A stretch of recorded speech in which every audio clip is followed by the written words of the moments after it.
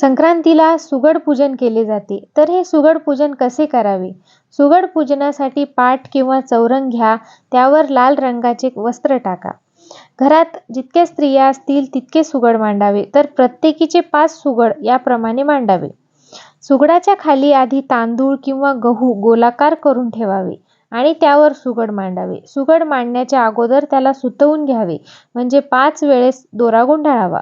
त्यानंतर 5 वेळेस हळद कुंकवाची 5 बोटे त्यावर ओढावीत. त्यानंतर हे सुगड धान्यावर ठेवावे. त्यामध्ये हरभरा, गाजर, ऊस, तीळ, तिळगुळाचं मिश्रण, हळद कुंकू, गव्हाच्या लोंब्या हे सर्व साहित्य त्या सुगडात घालावे. त्यानंतर सुगडावर हळद कुंकू, अक्षदा, फुलं वाहून मनोभावे नमस्कार करावा आणि तिळाचे लाडू, हलवा आणि तुमचा स्वयंपाक झाल्यानंतर जो काही नैवेद्य असेल तो त्याला दाखवावा.